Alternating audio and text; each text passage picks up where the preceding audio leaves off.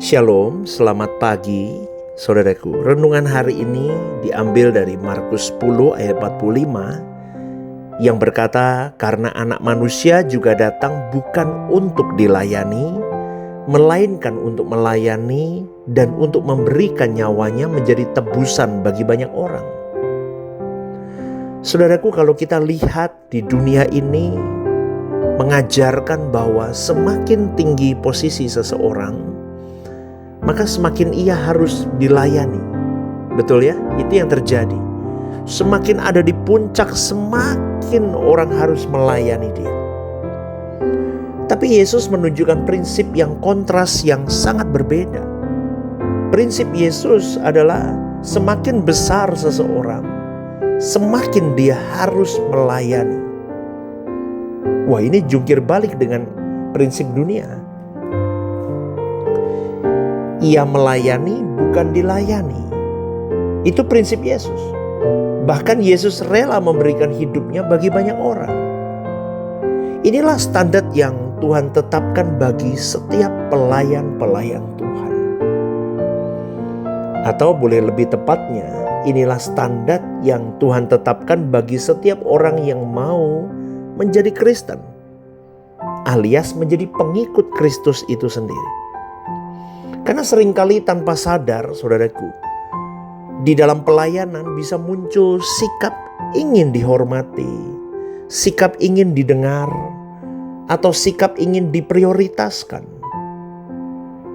Kita ingin dilayani karena merasa sudah banyak melakukan ini dan itu. Padahal, saudaraku, hati seorang pelayan sejati itu bukanlah menuntut, tetapi memberi diri. Katakan amin, saudaraku. Seorang pelayan sejati bukanlah menuntut, tetapi memberi diri. Jadi boleh saya katakan doulos, hamba.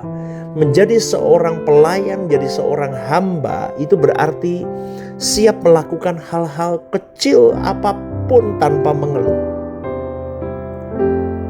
Dan orang-orang model begini tidak milih-milih pelayanan. Dan orang model begini yang sudah menyadari bahwa aku seorang hamba, berarti aku tidak cari posisi lagi. Dia tetap jaga hati dengan rendah hati. Apapun perannya, dia lakukan dengan segenap hidupnya untuk Tuhan. Ini kelihatannya mudah dibicarakan, tetapi susah dilakukan. Karena kerendahan hati bukan berarti merendahkan diri secara berlebihan, bukan, saudaraku. Tetapi belajar untuk menempatkan diri dengan benar di hadapan Tuhan dan di hadapan sesama di koridor ilahi. Menempatkan diri dengan benar itu harus punya hubungan yang benar sama Tuhan. Sehingga Roh Kudus akan menuntun kita untuk bagaimana kita menempatkan diri dengan benar di hadapan Tuhan dan di hadapan sesama. Makanya sumbernya selalu saya ingatkan, apapun yang kau lakukan di bumi ini sebagai pengikut Kristus harus punya hubungan dengan Bapa. Hubunganmu harus baik dengan Allah. Kenapa Pastor ngomong begitu? Karena dengan hubunganmu baik dengan Allah, intimacy with God-mu sempurna, itu akan mempengaruhi semuanya dalam kehidupan kita. Roh Kudus akan bekerja optimal dalam diri kita, sehingga kita bisa mencapai apa yang dimau oleh Bapa, yaitu keserupaan dengan Yesus. Untuk mencapai keserupaan dengan Yesus itu tidak mudah. Salah satu indikatornya adalah memiliki kerendahan hati. Karena pribadi Tuhan Yesus memiliki poin ini. Jadi dia bisa menempatkan diri dengan benar di hadapan Bapa dan sesamanya. Ketika Yesus mengenakan tubuh jasmani di bumi ini. Itu yang harus kita ikuti, saudaraku. Dan pelayan Tuhan yang sejati tidak sibuk memikirkan apa yang bisa saya dapat dalam pelayanan ini. Tetapi pelayan Tuhan yang sejati, dia akan bertanya, apa yang bisa saya lakukan untuk menjadi berkat dari pelayananku ini? Ini dua konteks yang berbeda. Kalau orang itu belum habis melebur dan memahami arti pelayanan yang benar dalam tuntunan Roh Kudus sesuai kehendak Allah, dia akan memanfaatkan pelayanan untuk mendapatkan sesuatu dari pelayanan itu. Tetapi kalau on track sudah benar, maka dia akan sadar diri, dia akan berkata, aku hamba. Dan aku akan bertanya, apa yang bisa aku lakukan untuk aku bisa jadi berkat melalui pelayananku ini. Jadi berkat untuk nama baik Tuhan dan untuk sesama. Ketika kita memiliki hati seorang doulos hamba, maka pelayanan kita itu menjadi sukacita, bukan beban lagi, saudaraku. Dan melalui hati yang sederhana itulah Tuhan bekerja dengan luar biasa.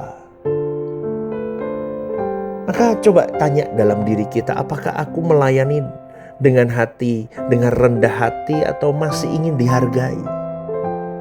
Ini pertanyaan-pertanyaan yang simple, yang umum, tapi seringkali tidak pernah kita renungkan dengan teliti.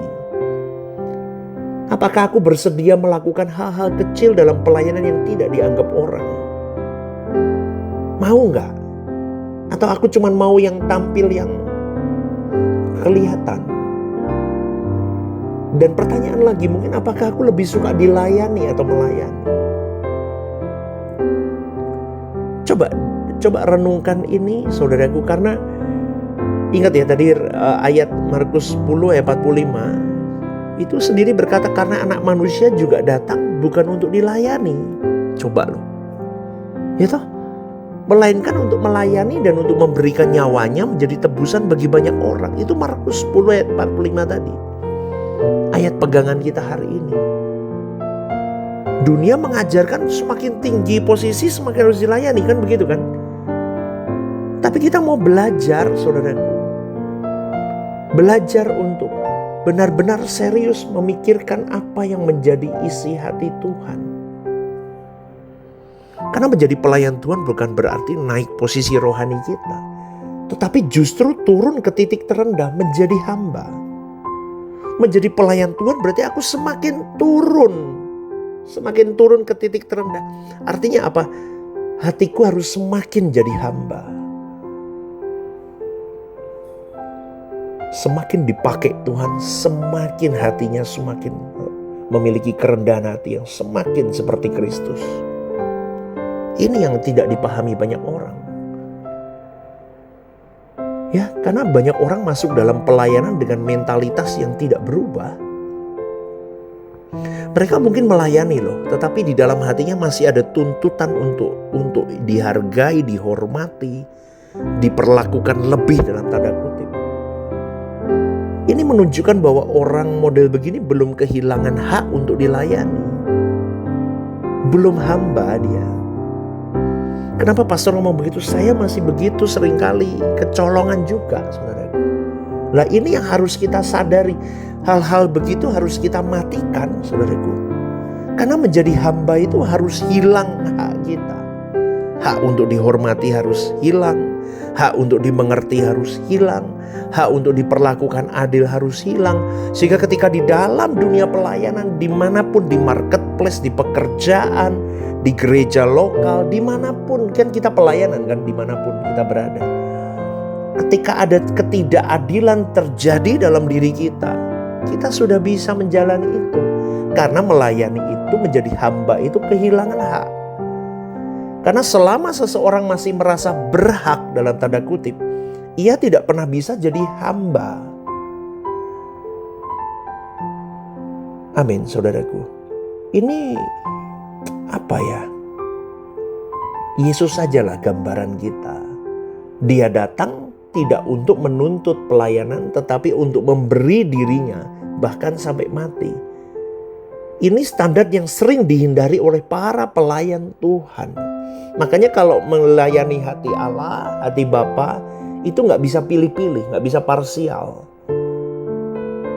Karena pelayan Tuhan yang sejati tidak hidup dengan pola pikir saya sudah melayani, maka saya layak diperlakukan dengan baik. Tapi harus sebaliknya, ia hidup dengan kesadaran saya tidak punya hak apapun. Hidup saya adalah untuk melayani. Maka kalau sudah sampai di level itu pemahamannya, saya tidak punya hak apapun, hidupku hanya untuk melayani, maka dia tidak akan tersinggung. Kalau orang ngabaikan dia, nggak nganggep dia, nggak tersinggung dia. Yang penting Bapakku di surga menganggapku, udah. Dia nggak akan kecewa kalau nggak dihargai, nggak apa-apa. Yang penting Bapakku di surga melihat hidupku. Dia nggak akan nuntut kalau nggak diperlakukan adil, nggak apa-apa. Karena dia tahu dunia tidak akan pernah adil. Setuju? Hanya Bapakku yang adil atas hidupku. Udah. Itu bukan karena dia kuat loh, tetapi karena dia sudah kehilangan dirinya. Ini bukan kelemahan saudaraku, ini kekuatan rohani yang sangat powerful. Sehingga long lasting jam pelayananmu, jalan pelayananmu itu panjang kalau kita punya konsep kehilangan diri kita sendiri. Gitu loh saudaraku. Jadi gak dikit-dikit berhenti melayani. Semakin seseorang jadi hamba, semakin dia serupa dengan Kristus. Harusnya begitu. Saya pernah sampaikan di sebuah khotbah di gereja lokal di Rehoboth Semarang. Untungnya kita punya Tuhan Yesus yang tidak memberikan contoh dia quit dari pelayanan. Karena tekanan yang begitu berat. Tapi dia tetap memilih, bahkan dia ngomong sama bapaknya, cawan ini kalau boleh berlalu. Tapi dia tetap tutup dengan kalimat yang luar biasa kita pelajari sampai hari ini. Bukan kehendakku, tapi kehendakmu yang jadi. Di titik itulah seharusnya kita melihat ada gambar figur Yesus yang bisa kita contoh dalam hidup pelayanan kita. Dan justru di titik itulah, kalau kita ada di titik-titik sulit yang sulit sampai kita harus seperti Kristus itu. Titik itulah Tuhan sedang mempercayakan perkara-perkara besar dalam hidupmu dan hidupku. Maka sekali lagi, coba tanyakan lagi dalam dirimu, apa reaksiku ketika aku diperlakukan tidak adil? Kalau dulu saya masih teriak-teriak saudaraku. Tapi hari ini saya mau belajar untuk lebih udahlah. Yang penting Tuhan lihat. Apakah aku benar-benar siap jadi hamba atau gimana? Coba tanya dalam diri kita. Apakah aku masih berhak dihormati atau dihargai dalam pelayanan? Ini perenungan-perenungan yang harus kita sampaikan dalam diri kita.